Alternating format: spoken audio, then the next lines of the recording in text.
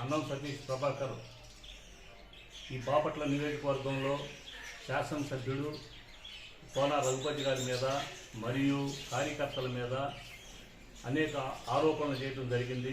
మరి ఆ ఆరోపణలో ముఖ్యంగా ఈ నియోజకవర్గంలో ఇసుకని దోపిడీ చేసుకుంటున్నాడని, అలాగే కార్యకర్తలందరూ కూడా గంజాయి అమ్ముకుంటున్నారని, అదేవిధంగా మరి మున్సిపాలిటీలో స్కూల్ పిల్లలు చెట్ల కింద పాఠాలు చెప్తున్నారని, మరి మున్సిపాలిటీలో ఏ పని కావాలన్నా కూడా లంచాలతోటి ముడిపడి ఉందని, మరి మున్సిపాలిటీలో ఈ బాపట్ల మున్సిపాలిటీకి నీళ్లు సక్రమంగా అందించలేకపోతున్నారని, అలాగే రైతులకి సరైనటువంటి నీళ్లు పొలాలకు అందించలేకపోతున్నారని అనేక రకమైనటువంటి ఆరోపణలు ఆరోపించినప్పుడు మరి ఈ విషయాల్లో పూర్తిగా దానికి తిప్పి కొట్టాల్సినటువంటి బాధ్యత ఈ శాసనసభ్యునికి, ఈ నియోజకవర్గ ప్రథమ పౌరుడికి బాధ్యత ఉందని నేను భావిస్తున్నాను.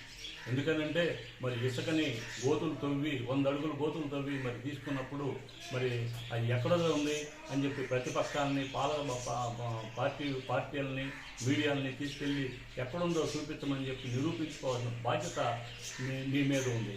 అలాగే మరి గంజాయి విషయంలో హత్యలు జరుగుతున్నాయి, గంజాయి తాగి పిల్లలందరూ చెడిపోతున్నారు అన్నప్పుడు మరి దాని మీద వివరణ మీరు అడగాల్సిన బాధ్యత కూడా ఉంది. మరి ఇవన్నిటిని మర్చిపోయి మరి రైతులకు నీళ్ళు ఇవ్వలేకపోవడంలో మరి ఆ తప్పిదాలను కూడా మీరు పట్టించుకోకుండా మరి మున్సిపాలిటీలో ఎన్నడూ లేని విధంగా మరి 2 రోజులకు ఒకసారి మంచినీళ్ళు అని చెప్పి వస్తుంటే మరి ఈ తప్పిదం అంతా ఎవరిది, మీద ప్రభుత్వానిదా అని చెప్పి అతను ప్రశ్నించినప్పుడు ప్రశ్నలకు సమాధానం చెప్పాల్సిన పనికి దాటవేయటంలో దీని అర్థం ఏమిటి కూడా ప్రజలందరూ కూడా ఆలోచిస్తున్నారు. మరి అదేవిధంగా మీరు ఈ నియోజకవర్గాన్ని మేము అభివృద్ధి పథంలో చేస్తున్నాను అని చెప్పి చెప్పుకోవడంలో తప్పు కాదు, కానీ మరి జరిగినటువంటి ఆరోపణల గురించి సమాధానం చెప్పాల్సినటువంటి బాధ్యత కార్యకర్తలని దొంగలు అది అమ్ముకుంటున్నారు, గంజాయి అమ్ముకుంటున్నారని అన్నప్పుడు దాన్ని పూర్తి విచారణ చేయాలని చెప్పి మీరు చెప్పాల్సింది వదిలేసి మరి నిమ్మక నీరెక్కినట్లు కూర్చోవడం.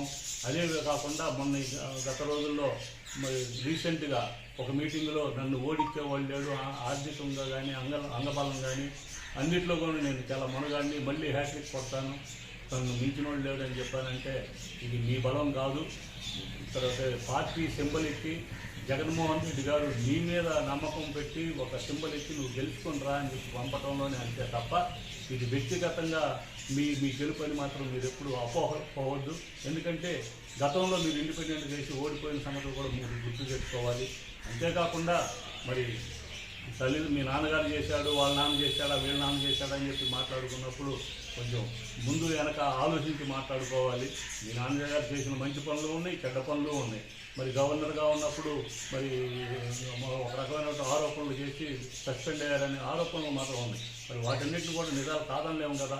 కాబట్టి ఈ నియోజకవర్గంలో ఈ ప్రథమ పౌరుడిగా పూర్తిగా మీరు విఫలమయ్యారు కాబట్టి రాబోయే ఎన్నికలకి మీరు సంసిద్ధంగా అడగటానికి ఏమాత్రం అర్హులు కాదని చెప్పి నేను భావిస్తున్నాను.